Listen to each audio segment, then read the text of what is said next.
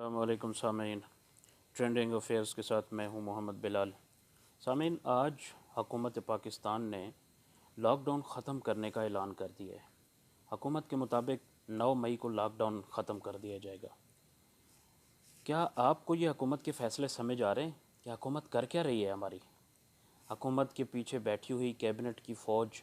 وہ کیا کر رہی ہے ماہ سوائے قادیانیوں کو حمایت کرنے کے؟ کوئی عملی طور پر اقدام آپ کو کوئی سطح زمین پر نظر آ رہے ہیں ملک میں؟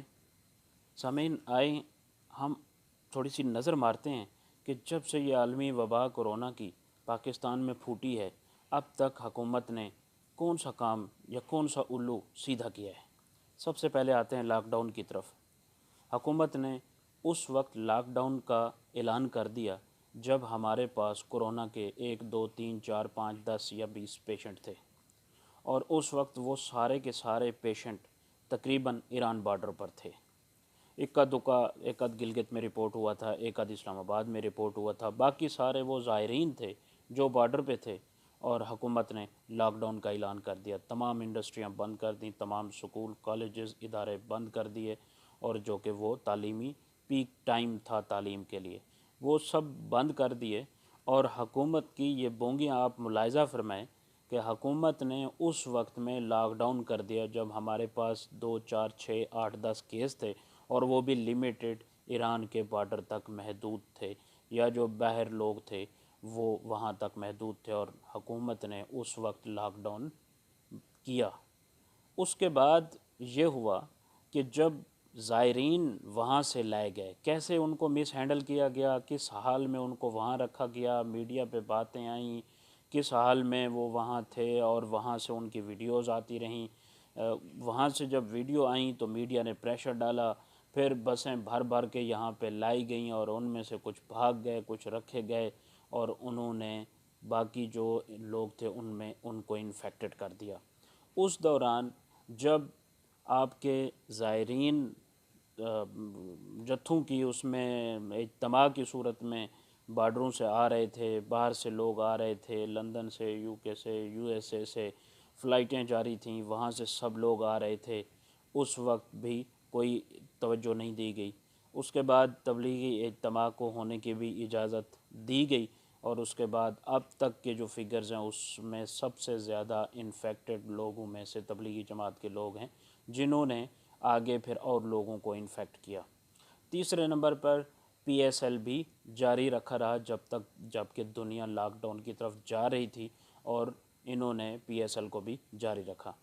اب حیران کن امر یہ ہے، چلیں ہم اس امر کو اپریشیٹ کر لیتے ہیں جو اس وقت کیا گیا جب 2 4 ہمارے پاس مریض تھے، کورونا کے پیشنٹ تھے 2 4، اور اس وقت تیاری بھی کی گئی، سارا کچھ کیا گیا، لاک ڈاؤن اس وقت کیا گیا۔ اس وقت کرنٹ صورتحال یہ ہے کہ پچھلے 24 گھنٹوں میں 1600 کے قریب مریض پاکستان میں رپورٹ ہوئے ہیں 24 گھنٹوں کے اندر، اور کل جو متاثرین کی تعداد ہے وہ 25,000 کے قریب پہنچ چکی ہے۔ اس وقت ہلاکتیں ملک میں 600 کے قریب ہو چکی ہیں، اور دیکھا جائے اگر تو خیبر پختونخوا وہ صوبہ ہے جس کے اندر سب سے زیادہ اموات ہو رہی ہیں اس وقت، اور وزیر اعظم صاحب نے آج اعلان کر دیا کہ ہم 9 مئی سے لاک ڈاؤن مرحلہ وار ختم کر رہے ہیں، جبکہ جن انڈسٹریوں کے لاک ڈاؤن ختم کیے جا رہے ہیں ان کے لیے ان کے پاس کوئی خیر سے لاہے عمل نہیں ہے۔ لاک ڈاؤن ختم کیا گیا، اس میں آپ دیکھ لیں کہ کنسٹرکشن انڈسٹری انہوں نے کھولنے کا پہلے کوئی اعلان کیا تھا، لیکن اس میں ٹرانسپورٹ بند ہے، ہوٹل بند ہیں، جو مزدور ہیں جہاں کہ اب اگر آپ اسلام آباد کا دیکھیں تو اسلام آباد میں زیادہ تر جو مزدور ہیں وہ دور دراز کے علاقوں سے ہیں، بلوچستان سے ہیں، ڈیرہ غازی خان سے ہیں، مظفر گڑھ سے ہیں، ملتان سے ہیں، راجن پور، جہاں پور، ان علاقوں سے ہیں، سندھ سے ہیں۔ تو یہ لوگ ابھی اپنے ان علاقوں میں سٹرک ہیں، اور یہاں پہ انہوں نے کنسٹرکشن انڈسٹری کھولنے کا اعلان کر دیا، اور ہوٹلز بند ہیں، ٹرانسپورٹ بند ہے، ابھی تک کسی بھی سیکٹر میں کسی بھی ایریا میں کوئی کنسٹرکشن کا کام نہیں ہو رہا۔ اس کے بعد آپ دیکھیں کہ جو انہوں نے اب اس وقت یہ سچویشن تھی کہ ملک بحران کا شکار تھا، ہر طرف جو ہے کرونا کی پریشانی ہے۔ وفاقی کابینہ کے اجلاس میں قادیانیوں کے مسئلے کو نیشنل کمیشن فار منورٹیز جو ہے، قومی اقلیتی کمیشن میں اس مسئلے کو چھیڑا گیا، اور حیران کن طور پر جو 50-60 وزراء پر مشتمل ان کی جو فوج ہے وفاقی کابینہ کی، اس میں سے 5 سے 6 وزیر اٹھتے ہیں اور وہ قادیانیوں کی حمایت کر دیتے ہیں۔ کیا وہ چھوٹے بچے ہیں دودھ پیتے؟ کیا ان کو نہیں علم کہ یہ جو ہم جس مسئلے کو چھیڑ رہے ہیں یہ کتنا سینسیٹیو ہے، اس کے پیچھے پہلے کتنا کچھ ہو چکا ہے، کتنی ایک گورنر مارا گیا ہے، اور خادم رضوی صاحب نے اتنا بڑا سٹرائک کیا تھا، اور وزیر اعظم نواز شریف کے ہوتے ہوئے کتنا بڑا ایک مشکل وقت پیدا کر دیا گیا تھا، اسلام آباد پورے کو لاک ڈاؤن کر دیا گیا تھا اتنے دنوں تک، پوری ایک ایکٹیویٹی، اس کے باوجود ایسے وقت میں اس مسئلے کو چھیڑا جانا اور پھر ڈسکشن کو ڈیسیجن بنا دینا، اور پھر چپکے سے وہ جو وزیر مذہبی امور جو ہیں نور القادری، وہ بار بار کہہ رہے ہیں کہ ہماری دونوں سمریوں میں قادیانیوں کا کوئی نام نہیں تھا، ہماری ریکمنڈیشن میں بھی نہیں تھا، اس کے باوجود وہ نام لے آنا، یہ ایک اور حکومت کا کارنامہ ہے۔ سمجھ نہیں آ رہی حکومت کر کیا رہی ہے۔ تیسرے نمبر پہ ہم آتے ہیں کہ آج ہمارے وفاقی وزیر جناب شفقت صاحب نے اعلان کیا کہ جی ہم نے اسکول اور کالجز 1.5 مہینہ مزید بند کر دیے ہیں۔ لاک ڈاؤن میں نرمی، سکول کالجز 1.5 مہینہ اور بند، سمجھ سے بالا تر ہے۔ تمام سٹوڈنٹس کو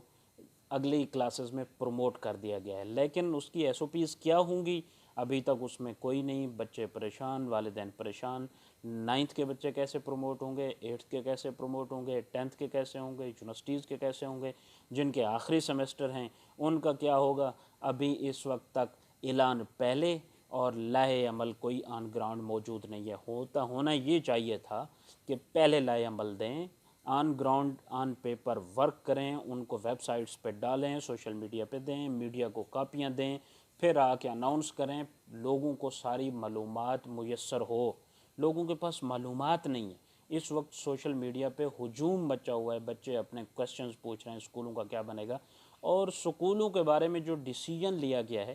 تو کیا جب باقی انڈسٹریز کے لیے یہ فیصلہ لیا جا سکتا ہے کہ ان کو ایک پروسیجر کے تحت کھولا جائے، تو سکولز کے لیے کیوں نہیں لیا جا سکتا؟ کیا سکول باقی جو جتنے بھی کرونا سے متاثر ممالک ہیں وہ بھی کچھ ایس او پیز کو فالو کرتے ہوئے انہوں نے بھی سکول کھول دیے ہیں؟ مثلاً آپ جیسا کہ آپ کچھ کلاسز کا ٹائم رکھ لیں، پورے سکول میں 2 کلاسیں 7 سے لے کر 9 رکھ لیں، پھر 9 سے لے کر 11، پھر اس طرح پھر سارا دن کلاسیں چلتی رہیں، شام میں چلتی رہیں، مارننگ ایوننگ یا آفٹر نون کچھ سیشن رکھ کے کروا لیں، اور اس میں سوشل ڈسٹینسنگ کو فالو کرتے ہوئے کہ ایک کلاس میں جہاں 30 بچے بیٹھتے تھے وہاں 10 بچے بیٹھیں۔ ایٹ لیسٹ جن سکول والوں نے 2-2 لاکھ پہ 1-1 لاکھ پہ بلڈنگز رینٹ پہ لی ہوئی ہیں، وہ ان کا رینٹ کہاں سے دیں؟ فیسز سکول والوں کو مل نہیں رہیں، اور اس کے بعد جو اساتذہ ہیں جو بیچارے 20,000 25,000 30,000، معاشرے میں سب سے کم تنخواہ لینے والے اساتذہ جو پرائیویٹ سیکٹرز میں کام کرتے ہیں، 10 لاکھ ان کی تعداد بتائی جا رہی ہے، تو وہ کیا کریں؟ اس وقت وہ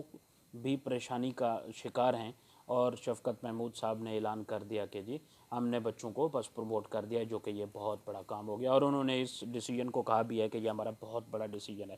اس کے بعد آتے ہیں ٹائیگر فورس کی طرف۔ اس کے اوپر وزیر اعظم صاحب نے اسپیشلی قوم سے خطاب کیا، پھر سوشل میڈیا پہ ہلچل ہوئی، پھر امینڈمنٹ کی گئی سٹیزن پورٹل میں۔ وہ ٹائیگر فورس کہاں ہے؟ جن لوگوں کو ہم نے موٹیویٹ کیا، جن لوگوں کو ہم نے کہا کہ یہ اچھا اقدام ہے، اس میں پارٹیسپیٹ کریں، رجسٹریشن کے لیے لوگوں نے ٹائم نکال کے سٹیزن پورٹل پہ رجسٹرڈ کروایا، اور ابھی تک ان لوگوں کا کوئی سٹیٹس نہیں پتہ۔ وہ they want to work, but ان کے پاس کوئی آپشن ان کو گورنمنٹ نے نہیں بتایا کہ وہ کیسے کام کریں۔ اس کے بعد یہ ٹائیگر فورس بنانے سے بہتر تھا جو سرکاری جو ملازمین ہیں جو گھر بیٹھے ہیں اور تنخواہیں لے رہے ہیں، پرائیویٹ سیکٹر تو چلیں وہ تو ایک بری حالت کا شکار ہے ہی، لیکن جو سرکاری ملازمین ہیں، جو سرکاری اساتذہ ہیں، کالجز کے ہیں، یونیورسٹیز کے لیکچررز ہیں، یا باقی جو محکمے ہیں جو بند پڑے ہیں، وہ کیوں نہیں ٹائیگر فورس کا حصہ بن سکتے؟ ایک پرائیویٹ ٹائیگر فورس، اس پہ اتنا شور و غل، یہ وہ سارا۔ تو نیازی سرکار آپ حضور کر کیا رہے ہیں؟ اس قوم کو آپ نے اب تک 8 سے 10 12 جو ہے قوم کے ساتھ خطاب کر دی ہیں، اس میں صرف کرونا کے فوائد اور نقصانات بتانے کے علاوہ، جو کہ اب ہر بندے کو پتہ چل چکے ہیں، آپ نے کوئی اسٹریٹجی پلاننگ بتائی ہے آ کے؟ یا کچھ آپ 4 وزیروں کو بٹھا دیتے ہیں دو باتیں وہ آپ کرتے ہیں، چار باتیں وہی آپ کی طرح کرتے ہیں کہ جی وہ آپ نے جو اپروول دیا وہ یہ ہے، وہ جو کچھ آپ پہلے بتا چکے ہوتے ہیں وہی وزیر بتا رہے ہوتے ہیں۔ تو سرکار یہ اس طرح تو ملک کو آپ کس طرف لے کے جا رہے ہیں؟ معاشی طور پر ہم کہاں کھڑے ہیں؟ اسپیشلی آپ اس ڈیسیجن اپنے کو دیکھیں کہ جس وقت ہمارے پاس 2 پیشنٹ تھے لاک ڈاؤن، اور جس وقت ملک میں 6,000 کے قریب پیشنٹ ہیں، 25,000 کے قریب پیشنٹ ہیں، اس وقت آپ اناؤنس کر رہے ہیں کہ جی ہم لاک ڈاؤن میں نرمی لا رہے ہیں۔ اور وہ جو سب سے زیادہ تعداد ہے اس وقت، آپ کی سب سے بڑی تعداد وہ بچے جو سکولز گوئنگ ہیں، ان کا ڈیٹا آپ کلیکٹ کر لیں، وہ بچے جو کالجز گوئنگ ہیں، وہ بچے جو یونیورسٹیز کے ہیں، اور ان اداروں سے جڑا لوگوں کا روزگار، یہ کسی بھی بڑی انڈسٹری سے سب سے بڑی انڈسٹری میرا خیال ہے یہ ہے، کیونکہ اسکول اور کالجز وہ فیلڈز ہیں جو صبح پورے ملک کے روڈز بلاک کر دیتے ہیں، اور 1-2 بجے جب چھٹی ہوتی ہے تو اس وقت بھی پورے ملک کا پہیہ جام کر دیتے ہیں۔ یہ وہ چیزیں ہیں،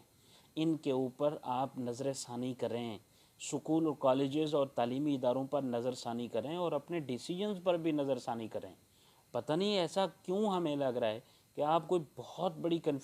ہم خدا نہ خواستہ اللہ نہ کرے کہیں ریحام خان والی باتیں ساری سچی تو نہیں ہونے جا رہی کہ وہ کنفیوزڈ ہیں، کوئی فیصلہ نہیں کر پاتے، کوئی ڈیسیجن نہیں لے پاتے۔ حضور کچھ کیجئے، کچھ ایفیکٹو کیجئے۔ اور اگر آپ کی ٹیم اتنی کمزور ہے، آپ کی ٹیم میں صرف فواد چودھری آپ کو نظر آتا ہے جس کی آپ تعریفیں کرتے نہیں تھکتے، اور مجھے امید ہے کہ جن 6 بندوں نے قادیانیوں کی حمایت کی ہے اس میں فواد چودھری ضرور شامل ہوگا۔ ایسے لوگوں کو کچن کیبنٹ سے دور رکھ کے کوئی اچھے مشیر رکھ کے کوئی اچھے فیصلے عوام کے لیے لے آئیں حضور، ورنہ ہم اگلی دفعہ پھر انہیں پرانے لٹیروں اور چوروں کے نرغے میں ہوں گے۔